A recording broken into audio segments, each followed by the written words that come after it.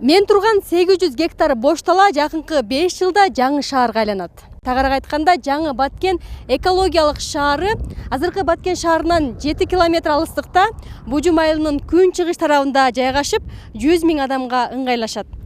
Бул жерде көп кабаттуу үйлөр, административдик имараттар, социалдык объектилер, эс алуу зоналары курулуп, замандын талабына жараша жашоого ыңгайлашат.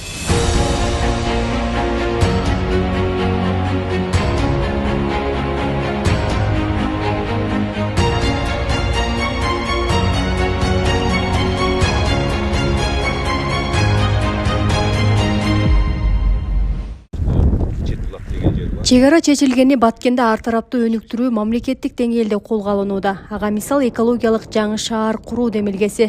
Президенттин Баткен облусундагы ыйгарым укуктуу өкүлү Айбек Шаменовдун айтымында, азыркы Баткен шаары мурунтан айыл тибинде курулуп калгандыктан инфраструктуралык жактан өнүктүрүү аракети чектелүү болууда. Андыктан жаңы шаар куруу боюнча долбоор өлкө башчысына сунушталып, колдоо тапкан. Шаардын курулушу 2026-жылы башталат. Биз социальный объекттерди эле курабыз да.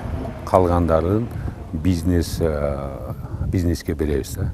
Жеке ишкерлерге берип, бирөөсү үй куруп берет. Эң негизги маселе бул инвестиционный проект эмес, бул мамлекеттин проекти да. Мамлекет биз өзүбүз салабыз ушул шаарда. Долбоор өзүнө туруктуу өнүгүүнү жана инновациялык технологияларды айкалыштырып, табиаттын байлыктарын жана маданий баалуулуктарды сактоого умтулган демилге болууда. Жөн гана шаар курулбастан келечектин модели курулары белгиленүүдө. Максат ар бир аспекти адамдардын жашоо сапатын жакшыртууга арналган мейкиндикти түзүү. Ал эми турак жайлар үчүн 100 000 чарчы метр аянт каралган. Аянты 800 гектар. Бул биринчи этапта да. Экинчи этапта салынып баштагандан кийин 1,5 000 гектарга чейин узартсак болот да аны. Бул шаар 100 000 кишиге ылайыкталган да.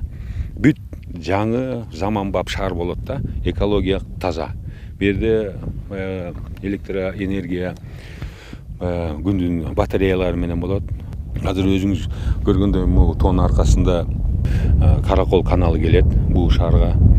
Анан кийин ылдыйкы жакта Кудай буйрса, жакын арада скважиналарды казып таза суу чыгарабыз.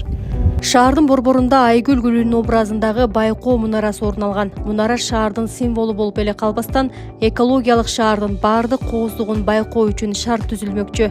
Калаанын борбордук бөлүгүндө административдик имараттар жайгашат. Биринчи административдик имараттар курулат, андан кийин социалдык объекттер курулат. Август айында 2025-жылы ушул жерге биз пландаштырып атабыз, закладка капсула кылып административдик имараттарга. Бул эми Баткен облусунун ыйгарым өкүлүнүн имараты, анан кийин Баткен райондук администрациясынын имаратын курууга. Ошондой эле жаңы Баткенде маданий жана медициналык тармактар, спорттук аймак, бизнес жана тейлөө, өнөр жай жана өндүрүш, жогорку окуу жай, технопарк, агрокластер жайгашат.